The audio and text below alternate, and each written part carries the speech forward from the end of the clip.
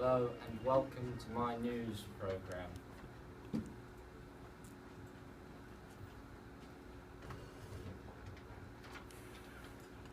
This graph shows the economic growth of Brazil over the past 3 years. The economic growth rate is not a stable one and there are plenty of fluctuations.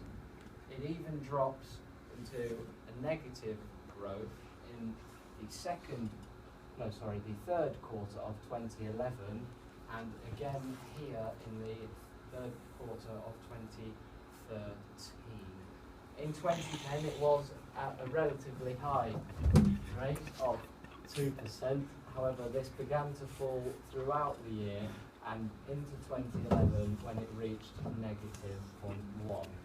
As many of us know, Brazil won both of their campaigns for the 2014 and 16 World Cup and Olympics respectively. The best way to increase GDP is by spending money, and in order to host these two events, the government did have to greatly improve the infrastructure currently in place.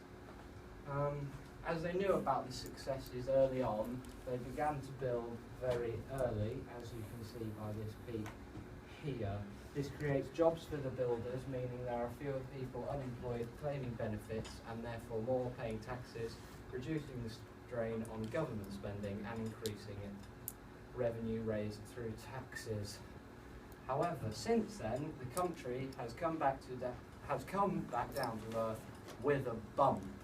In 2012, the economy, hundreds of thousands took to the streets in June of 2012 in the biggest protest for a generation, complaining of high living costs, poor public services, and the greed and corruption of politicians.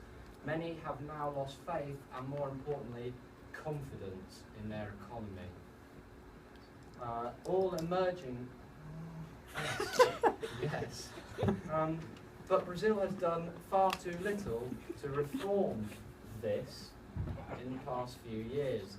It is not alone in this. India, for instance, acts in the same way, but Brazil's public sector imposes a particularly heavy burden on its private sector. Companies face the world's worst tax code.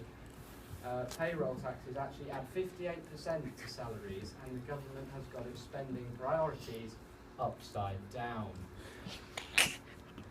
Fortunately, Brazil does have good strengths. Thanks to efficient and entrepreneurial farmers, it is the world's third biggest food exporter.